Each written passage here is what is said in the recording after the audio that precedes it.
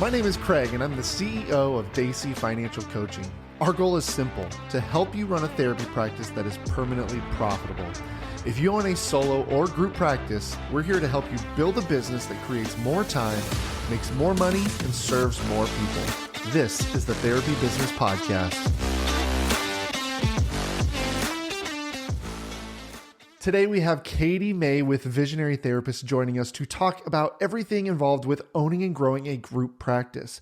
Katie has launched and grown her own therapy practice that has multiple locations and around 20 employees, and has taken what she has learned and been consulting therapists like you into how to grow your business. What systems and processes do you need, and how can you successfully grow a thriving group practice? So without further ado, let's jump into the interview. All right, Katie, thank you so much for joining me today. Yeah, I'm psyched to be here. Yeah, so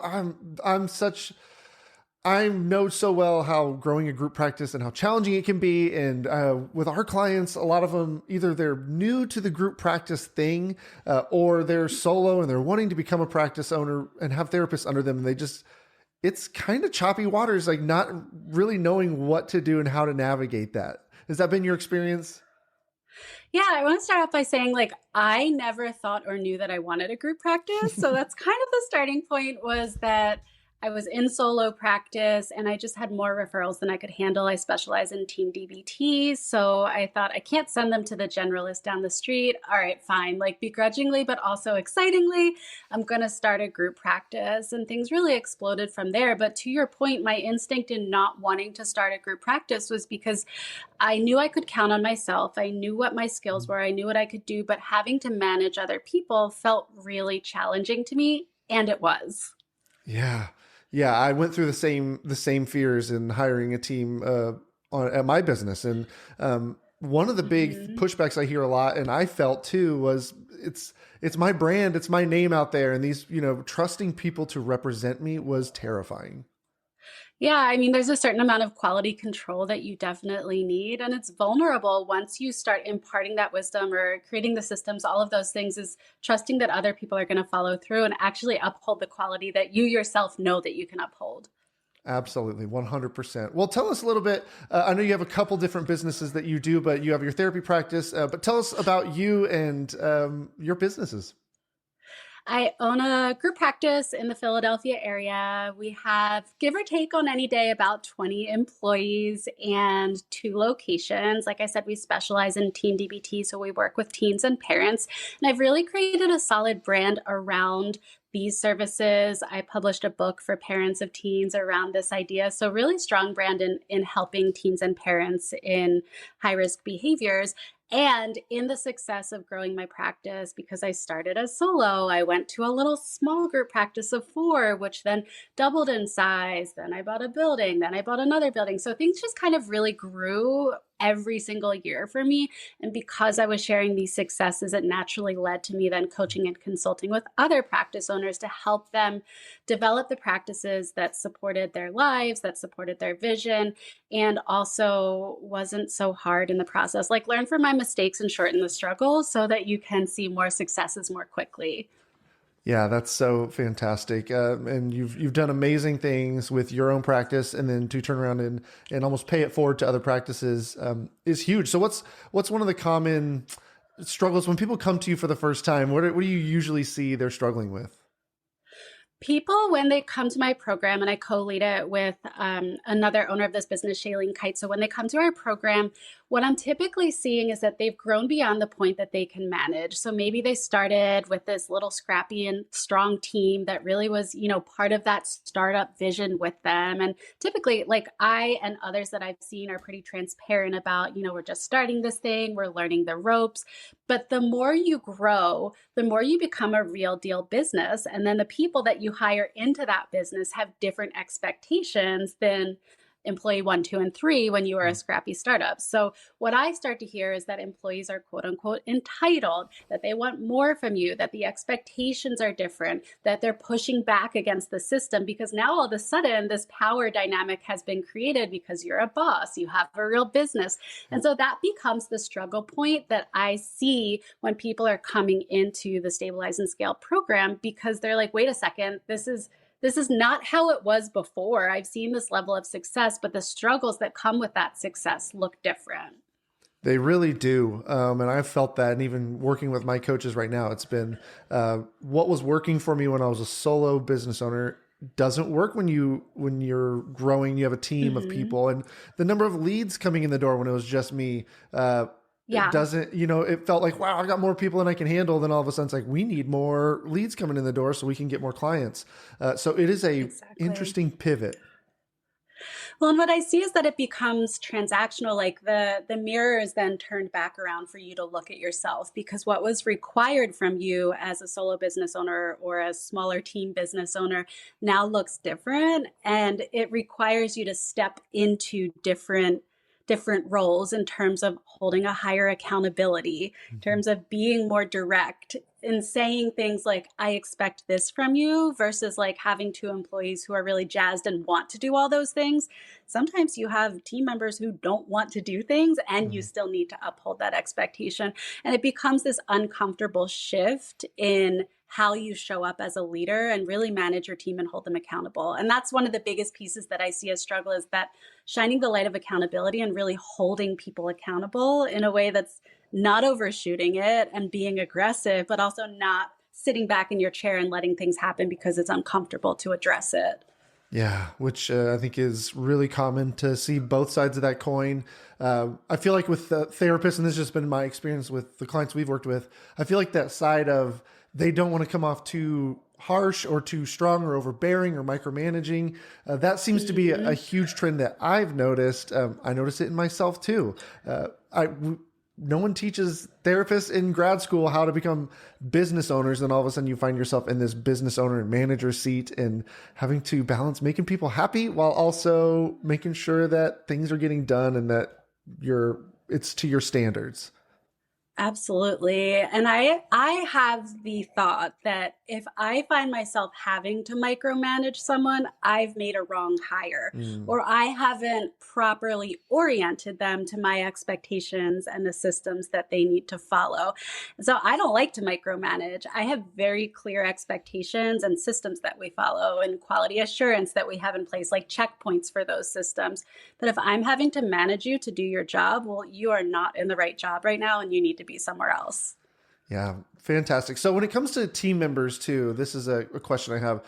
I think a lot of times there's fear for practice Mhm. owners that their team is going to come in, they'll grow a caseload, then they'll turn around and go, you know what, I can go make more money on my own, and they'll leave. And so there's this fear of I want to entice them to stay, but also what's that balance? Do I nurture them wanting to start their own thing? Do I try to hold them in? What is your experience with that?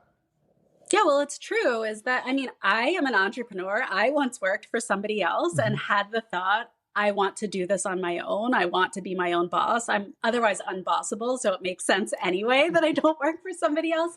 But there, I think to some extent, there is the reality. What I teach is that we rent our employees. We don't own them. They're not ours to keep. And so in my practice, we're really transparent about, I want you to have a career worth having. I want you to be fulfilled and achieve your dreams, because that's my value system and that's what I want for myself. And if I want it for me, I want it for all of you. And so what that looks like is being really transparent. Some choice points I would say, like when pre-licensed therapists achieve licensure, when therapists have been with me, between that 3 to 5 year mark, we're having these conversations around, like, is this still aligned with your goals? What's the next step for you? Is it here becoming a supervisor? Have you thought about being in your own practice? Because they're thinking about it whether or not I say it. And I Mm, think there's this fear of like, oh, I don't want to put the idea in their head.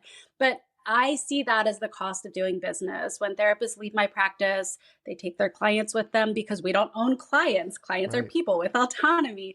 And so we just need to plan for the onboarding and offboarding process. So you had mentioned leads, like knowing there's enough leads coming in that if someone leaves with 20 clients and I hire someone new, I know exactly how long it takes to fill that new Mm. therapist. So it's really just having your systems and your data that support people will leave. One day I might leave. So we need to be prepared for those changes. I often look at owning a business like like trying to balance on top of a rolling beach ball. And I remember these really distinct points in my career where all I wanted was that beach ball to stop rolling, right? So that I could Mhm. finally relax. And then I had this realization that this beach ball is never going to stop rolling. So my job is really to just learn how to balance on top of the beach ball and find my zen within that rather than trying to stop it. Like reality acceptance here. Yeah, I think that is really, really great advice. I think as we are even just talking about that fear or the sit back and let things happen instead of that confrontation, I've seen that that can even derive from fear of pushing people out, and that they're like, you know what, I don't want a boss anymore. But just nurturing that or leaning into it and just saying, yeah, like you just said, we're renting our team, which I think is a fantastic perspective, because every practice owner started working with somebody most likely. And Mhm. we all had that dream. And then there's also people out there who have zero interest in the business side of Definitely. marketing and leads, all that. They're like, nope, I just want to be a therapist. That's what I want to do. And Yes. so finding that And balance. I love those people, those rock stars that can excel within our practice. And I think it's also like knowing the value that you bring within your practice. We have a really strong culture at my practice. We have consult teams, they have learning opportunities, great benefits that you can't always find when you're in your own practice. And so knowing the value of your offer, for me, it makes me feel comfortable knowing people will leave, but we can attract new great therapists too. Yeah, I think that's awesome. So you've been talking a little bit about systems and processes and the importance of that. I'm the creative visionary type. Systems and processes, I love them because I need them, but they don't come natural. And so luckily I've hired a team of people who are patient with that and know, Hmm. for a long time it was just what's in my brain is my process. And so translating that into business itself, what have you seen in that? Is that a common struggle with people? I'm hoping I'm not alone in that. And then how do you help people overcome that, taking it from their brain and turning it into something actionable that can be repeatable across other people? You're definitely not alone in that. And one common struggle that I've seen with many business owners is when I hire people in, it's a lot of work to teach to them. But even if I hire people in so that they can support me, like an admin or a virtual assistant, there's all this front loading to teach them what's in your brain so that they can do it the way that you want it done. And so when I work with group practice owners, my rule is the rule of twice. So I'm telling them, you're not going to sit down and write 100-page manual of every single system in your practice. You're going to build upon what's already there and do it on an as needed basis. So if someone asks me a question more than once, that's my rule of Mm. twice.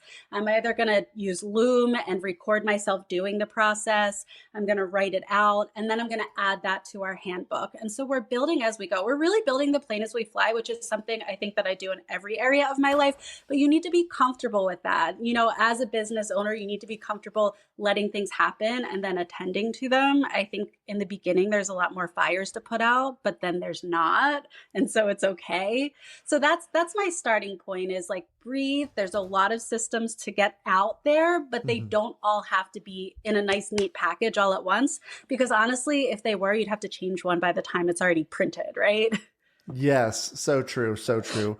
And I learned, my wife works in a corporate job, and she's like, their trainings aren't it's not any more cohesive than probably what you're doing. I was like, okay, good, because sometimes it feels super sloppy, and I'm just Mhm. learning as I grow. And I've been doing this a while, and I've had a team for a few Yep. years, but it's still this year we're still having to implement new systems or create processes that a team member will point out, like, what do we do in this situation? Like, yeah, I guess you don't Mhm. know, do you? Because I never told you or never figured that out.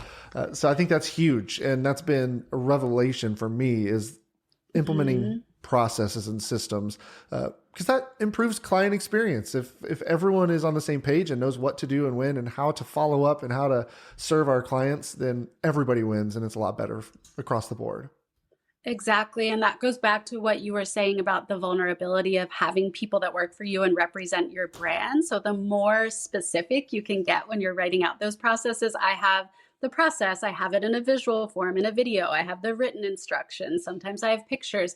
I have scripts or email templates. So my goal with my brand is always to be cohesive so I know the experience my clients are getting. And I know that sounds like a big, overwhelming burden to have all those pieces, but again, they developed over time.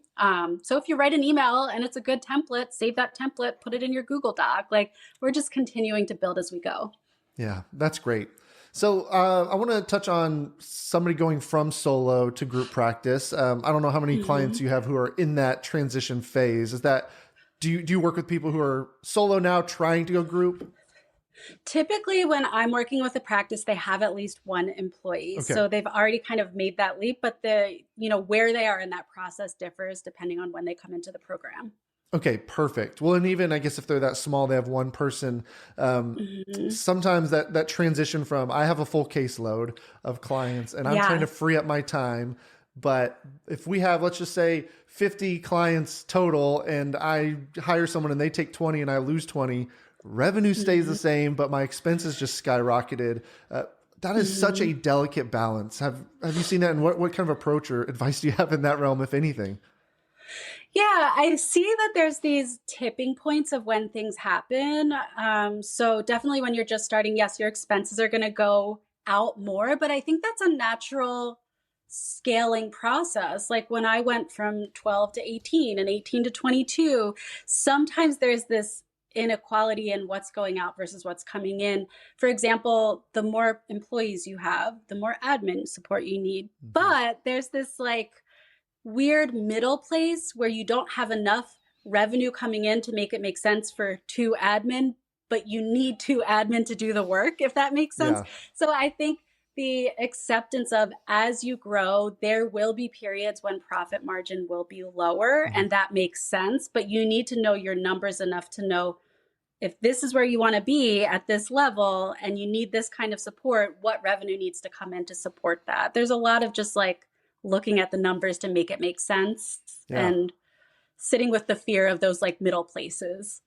Yeah, you're speaking my language. And yeah, I think with that profitability, I'm reflecting on 2024 this morning with one of my coaches. And I was like, yeah, revenue was up. We grew, but profitability was down. And, it was a double-edged sword for me because I hate that, but because we're profit coaches, but it also came with intentionality because we knew this year was a year of growing the team, building infrastructure so that we could take on more people because we do personal finance coaching.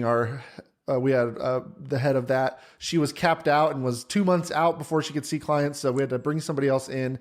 And so all that to say, I think just knowing your numbers and that kind of what you're talking about, being proactive and having a game plan and just watching it and being okay with the fact that you're going to have those tighter years and then you're going to have those years where you're just wildly profitable.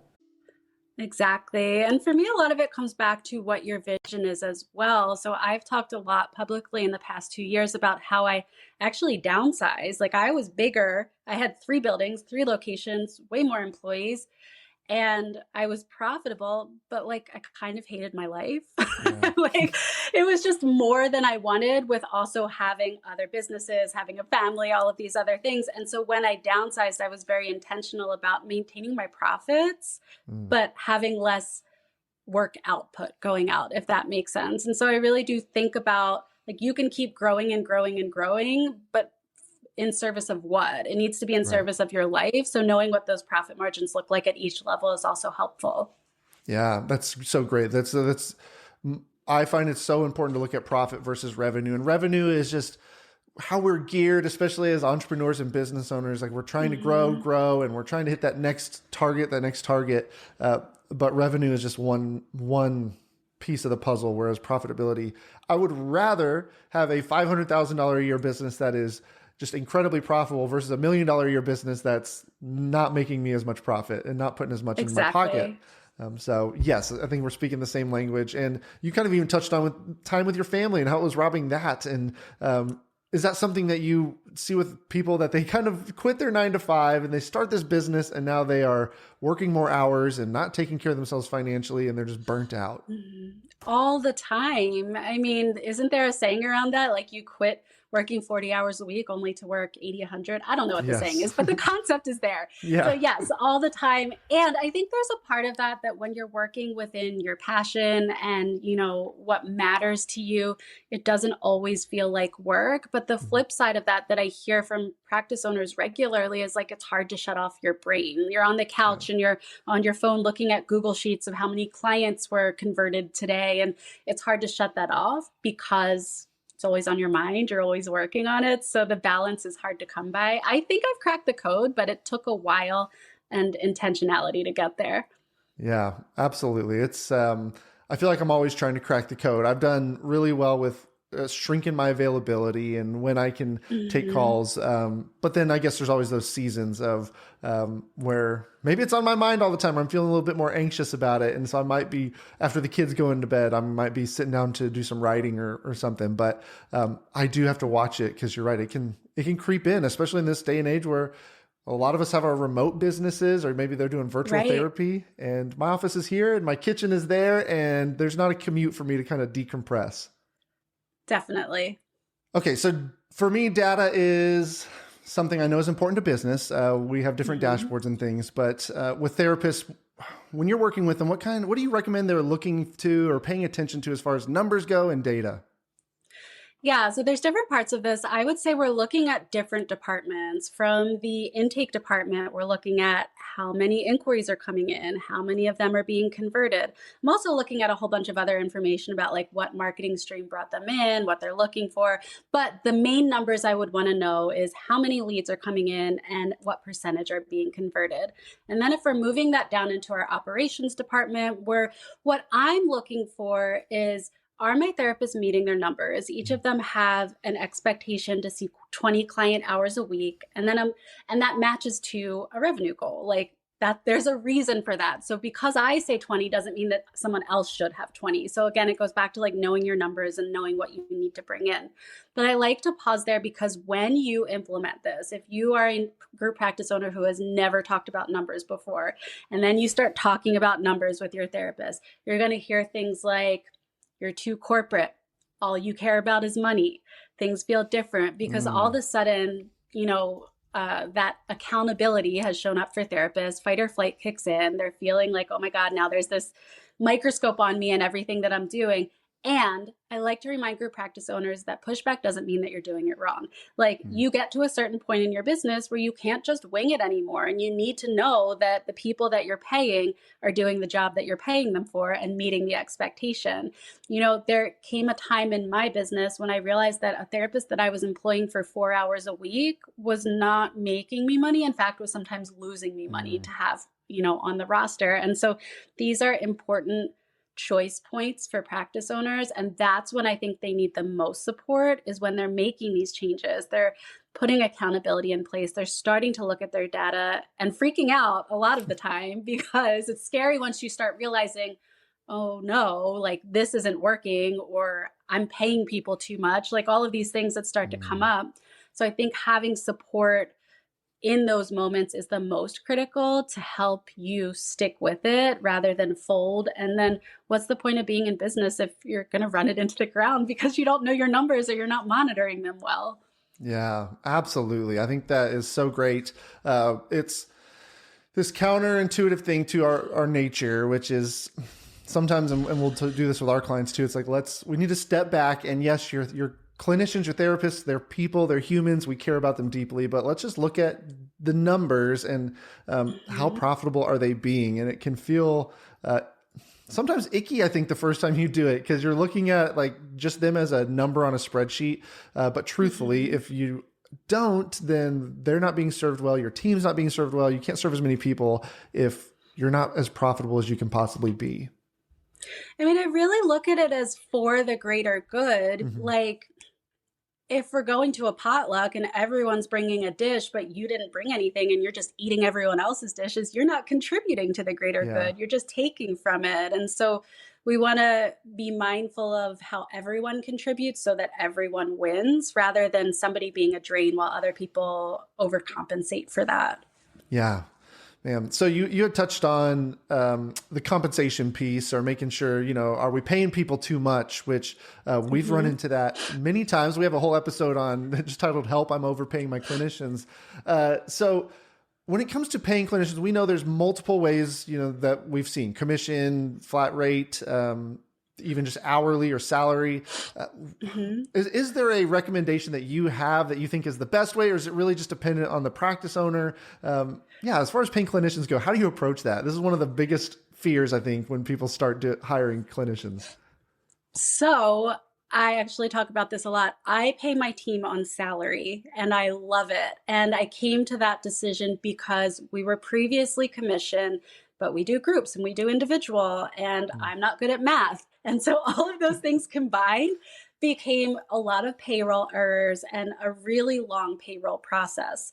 And I just decided that I wanted to simplify things, and I moved us to salary. And I think there's a lot of fear around that, with good reason. For me, it worked because I know how to market. I consistently bring new clients into the practice. I know how long it takes to fill a therapist, all of these like data points, right? So for me, it works. And it helps me to control my costs. So I know that this is how many client hours I require from each of my therapists. This is what I'm paying them. This is what my expenses are.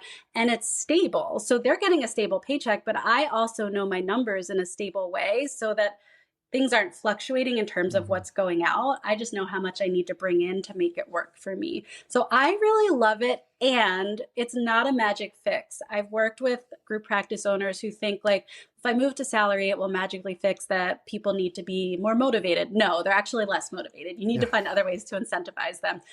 So I wouldn't say it's for everyone, and I wouldn't say there's one right way. I just think that it's what works for me, and it's simple. I'm a fan of things that are simple in administration. Yeah. And I think as we look at numbers, salary is the greatest profit potential, because I think when you get into a commission-based structure, which is the typical, how people typically start. And it's easy because you're hiring someone for the first time. You don't have a lot of cash overhead. So it's like, hey, I'm only paying you if you're working with people. And if you don't, then I'm not. But salary gives you the opportunity, because I think when that person, the clinician they hire, gets a caseload of people, the profitability doesn't change. They're still taking 60% of everything that's coming in, whereas salary kind of gives that overhead some ability for the profitability to grow, ability for you to ask your clinicians and therapists to do other things outside of just clinical hours, which I think is a huge fear. Yes, that was another benefit, is that I wasn't having to think about an admin rate for when I want them to come to a consult meeting, or what it looks like for them to write notes. Like, everything is this package deal. It just made things so much easier. Yeah, man, that's great. So that's good to hear. I don't run into a lot of practice owners who are doing salary, which I am a huge fan of. And so, but also going back to that point of knowing your clinician's profitability, if your salary, that is just increasingly more important, because it's not this weighted pay structure.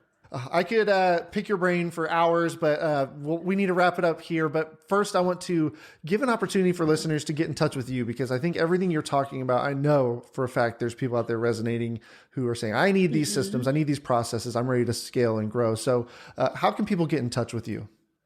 Yeah, if people are interested in the program that I run, it's at grouppracticescale.com. And so they can check that out, or my consulting website, visionarytherapist.com. Love it. We'll link those in the show notes for everyone. Kate, thank you so much for joining and just sharing your wealth of knowledge on growing group practices. Thanks for joining us on the Therapy Business Podcast. Be sure to subscribe, leave a review, and share it with a practice owner that you may know. If your practice needs help getting organized with its finances, or just growing your practice, head to therapybusinesspod.com to learn how we can help.